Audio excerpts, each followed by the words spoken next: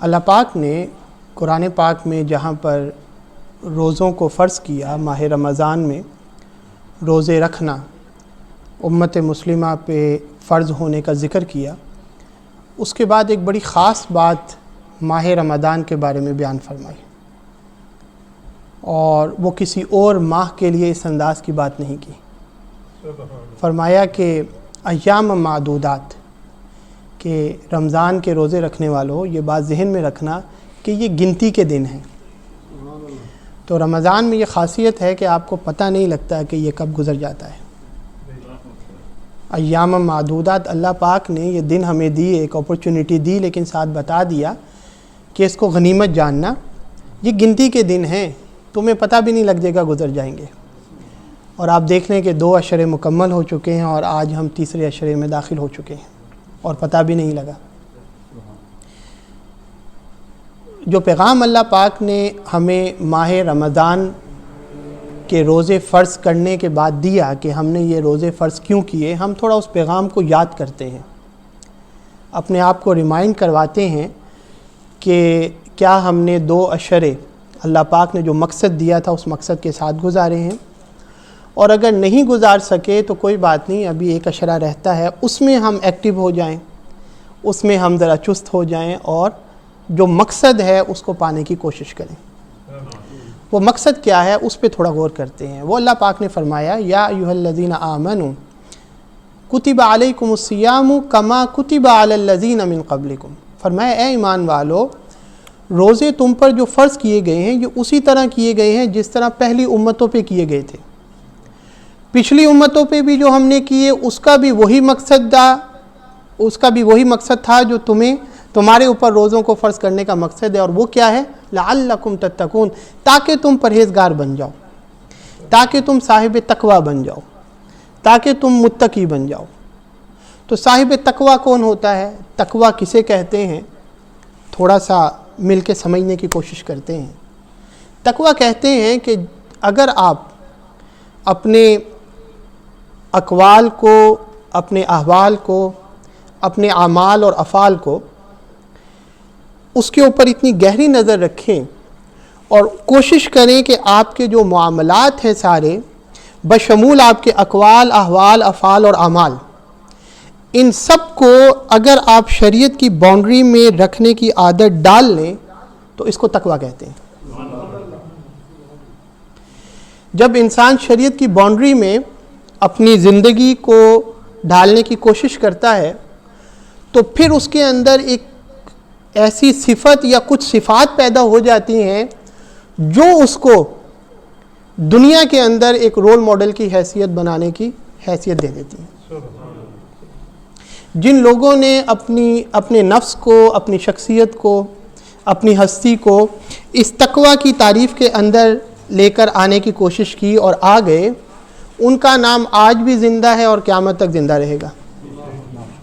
وہ اپنی زندگی کس طرح گزارتے تھے؟ وہ اپنی زندگی اس طرح گزارتے تھے کہ وہ اپنی زندگی کا محاسبہ، اپنی زندگی کی اکاؤنٹیبلٹی دنیا میں ہی کر لیتے تھے، بجائے اس کے کہ آخرت میں اللہ ان کی اکاؤنٹیبلٹی کرے۔ یعنی متقی وہ ہوا کہ جو اپنا آڈٹ دنیا میں ہی کر جاتا ہے، بجائے اس کے کہ قیامت والے دن اللہ اس کا آڈٹ کرے۔ جی، جو خود اپنا آڈٹ کرتا ہے اس کو کسی ایکسٹرنل آڈٹ کی ضرورت نہیں ہے۔ جی، ہمارے بزنس ہوتے ہیں تو ہمیں تو اکاؤنٹنٹ کی ضرورت ہے نا آڈٹ کرنے کے لیے۔ جی، آپ کا بزنس بہت پھیلا ہوا ہے، آپ کے پاس وقت نہیں تو آپ اکاؤنٹنٹ رکھ لیتے ہیں، یا آپ کو نہیں پتہ کہ کس طرح اس کو سبمٹ کرنا ہے، آپ نے اپنے ایکسپینسز، اپنے جو انکمنگ ہے، آؤٹ گوئنگ ہے، تو آپ نے اکاؤنٹنٹ رکھ لیا، چلو فیس اس کی بھی تو اسی میں سے جانی ہے نا۔ لیکن ادھر معاملہ دوسرا ہے۔ ادھر تو خوشی سے ہم اکاؤنٹنٹ رکھتے ہیں، لیکن ادھر حال یہ ہے کہ اگر آپ کو اپنا آڈٹ کرنا نہ آیا اور آپ نے کہا کہ کوئی باہر کا آڈٹ کر لے، ایکسٹرنل آڈیٹر، تو پھر خسارے میں ہیں۔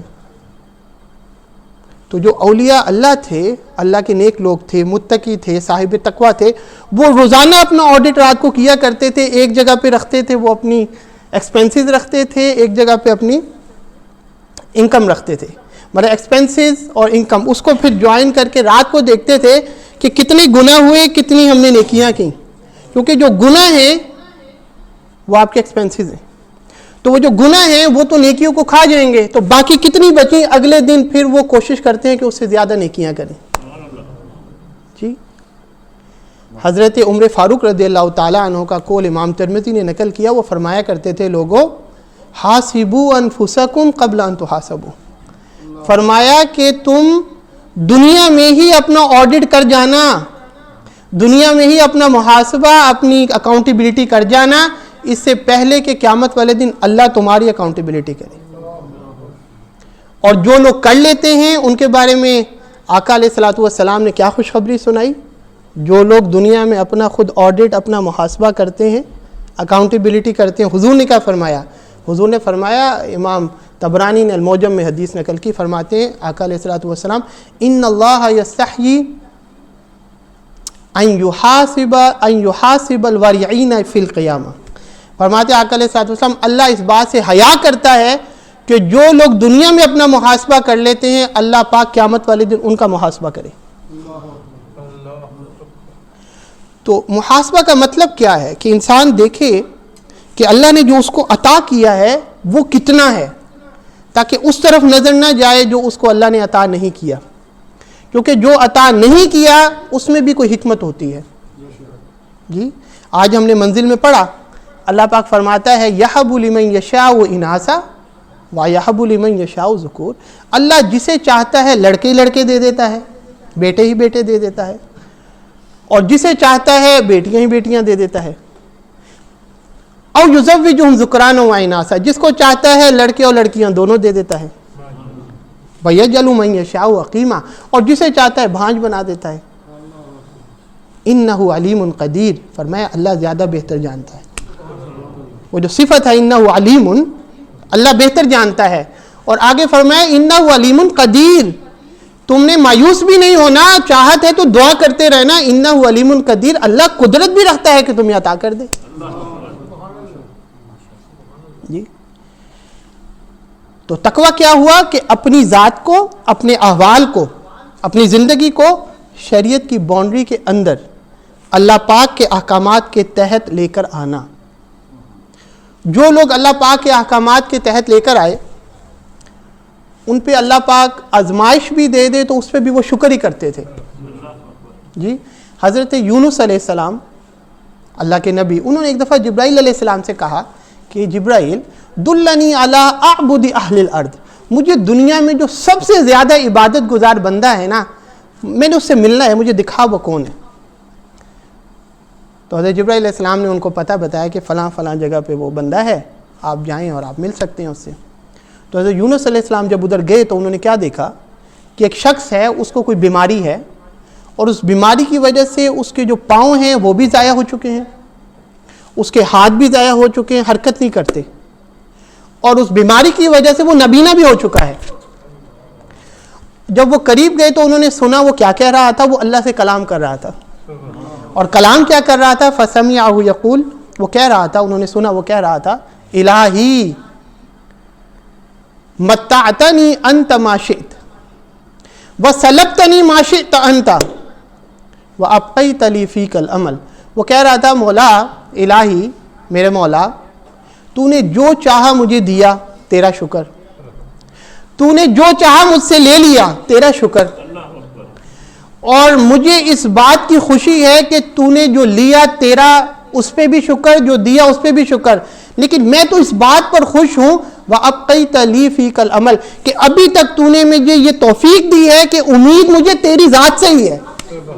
میں آج بھی تیری ذات سے ہی امید رکھتا ہوں, بے شک تو مجھے مصیبت میں رکھ, جس مرضی میں رکھ, میں اس بات پہ خوش ہوں کہ میں تیرا بندہ ہوں.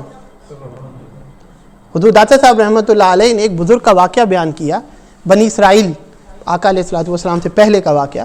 وہ بیان کرتے ہیں کہ ایک شخص تھا, ایک بزرگ تھے جو 70 سال سے غار میں عبادت کر رہے تھے. تو اس دور کے جو نبی تھے ان کو اللہ پاک نے وحی بھیجی کہ فلاں جگہ پر میرا ایک بندہ 70 سال سے عبادت کر رہا ہے, اس کو جا کے کہو کہ میں نے تیرے 70 سال کی عبادت رد کر دی. تو وہ گئے, انہوں نے جا کے دیکھا غار کے اندر ایک بزرگ تھے اور وہ عبادت کر رہے تھے. جا کے کہا کہ اللہ پاک کی طرف سے پیغام آیا ہے. بڑے خوش ہوئے, آنکھوں میں چمک آئی کہ مولا کی طرف سے میرے لیے پیغام. کہا کیا پیغام ہے؟ انہوں نے کہا اللہ پاک نے فرمایا کہ ہم نے تیری 70 سال کی عبادت رد کر دی. وہ اس بات پہ جھومنے لگ گیا, وہ خوشی سے جھومنے لگ گیا. انہوں نے نبی نے کہا بھی تجھے تو ڈوب مر جانا چاہیے, تیرے 70 سال کی عبادت رد ہو گئی. اس نے کہا کہ مجھے اس سے کیا لگے کہ وہ رد کرے یا قبول کرے, میں تو اس بات پہ خوش ہوں کہ آج 70 سال بعد اس نے مجھے یاد تو کیا نا. اس نے چلو اپنے مقبولوں میں نہیں مردودوں میں ہی لکھا صحیح, لیکن مجھے تو اس چیز کی خوشی ہے کہ اس نے مجھے یاد کیا. جی حضرت ایوب علیہ السلام, آپ کو پتہ ہے کہ ان کی کس طرح آزمائش اللہ پاک نے کی. 18 سال بیمار رہے, 18 سال. اور 18 سال کے بعد جب شفا یابی ہوئی تو کسی نے ایک دن پوچھا حضرت ایوب سے کہ ایوب, بیماری 18 سال رہی, اب صحت یابی ہے, کیسا محسوس ہوتا ہے؟ انہوں نے کہا کہ اللہ کا شکر ہے, صحت یابی اللہ کی نعمت ہے, لیکن جو مزہ بیماری میں تھا نا وہ صحت یابی میں نہیں ہے. انہوں نے کہا وہ کیسے؟ انہوں نے کہا کہ تم تو میری بیماری دیکھتے تھے نا, لیکن صبح کو جب وہ کیڑے جو تھے وہ جسم میں پڑے تھے, جب مجھے وہ کاٹتے تھے اور میری جو تکلیف تھی وہ بڑی پیک پر ہوتی تھی صبح کو, تو میرا مولا خود مجھ سے پوچھتا تھا ایوب کیا حال ہے. رات کو مولا میرا محبوب خود پوچھتا تھا ایوب کیا حال ہے. بس وہ مستی اللہ پاک کی پوچھنی میرے محبوب کی, صبح پوچھتا تھا رات تک درد محسوس ہی نہیں ہوتا تھا, اور رات پوچھتا تھا تو صبح تک پتہ ہی نہیں لگتا تھا, کیونکہ محبوب نے پوچھا ہے. جی تو اللہ والے جو ہیں, جو صاحب تقوی ہیں, وہ ہر حال میں اللہ کا شکر ادا کرتے ہیں, ہر حال میں. اور جب اللہ ان کو عطا کرتا ہے تو اللہ کی خلاف ورزی نہیں کرتے. یہ انسان کی آپ سمجھیں کہ اس کی فطرت ہے کہ جب اللہ اس کو دیتا ہے تو پھر وہ اللہ کو بھول جاتا ہے. اور اس حقیقت وہ اللہ پاک نے قرآن پاک میں, آج ہم نے منزل میں بھی پڑھا 25ویں پارے میں بیان فرمایا کہ انسان کی فطرت مختلف فطرتیں ہیں, تو اللہ پاک نے مختلف جگہوں پہ بیان فرمائی. تو آج جو ہم نے پڑھی وہ میں ذکر کر دیتا ہوں. فرمایا وَإِذَا أَنْعَمْنَا عَلَى الْإِنسَانِ أَعْرَضَ وَنَأَىٰ بِجَانِبِهِ. فرمایا جب ہم بندے پر, پہلے تو مصیبت میں ہوتا ہے نا, ٹھیک ہے دعا کر رہا ہوتا ہے, لیکن فرمایا وَإِذَا أَنْعَمْنَا عَلَى الْإِنسَانِ أَعْرَضَ وَنَأَىٰ بِجَانِبِهِ. فرمایا جب ہم اپنے بندے پر, انسان پر انعام کرتے ہیں تو کیا کرتا ہے؟ أَعْرَضَ وَنَأَىٰ بِجَانِبِهِ, وہ اپنے پہلو بچا کر ایسے نکل جاتا ہے جیسے ہمیں پہچانتا ہی نہیں. وَإِذَا مَسَّهُ الشَّرُّ فَذُو دُعَاءٍ عَرِيضٍ. اور پھر جب ہم اس کو آزمائش دیتے ہیں, کوئی مصیبت آتی ہے تو فَذُو دُعَاءٍ عَرِيضٍ, بڑی لمبی لمبی دعائیں کرنے والا بن جاتا ہے. اب آپ بتائیں کہ ایسا ہے کہ نہیں ہے؟ ہم بڑی لمبی لمبی دعا کرتے ہیں, لیکن جب اللہ ہمیں خوشحالی دے دیتا ہے تو پھر ہم ایسے کام کرتے ہیں اس کو سیلیبریٹ کرنے کے لیے کہ گویا کو ہم اللہ کو جانتے ہی نہیں ہیں. اللہ نے اس چیز کو بیان فرمایا. جی تو اللہ پاک نے جو رمضان کا مقصد ہے وہ فرمایا تاکہ تم صاحب تقوی ہو جاؤ.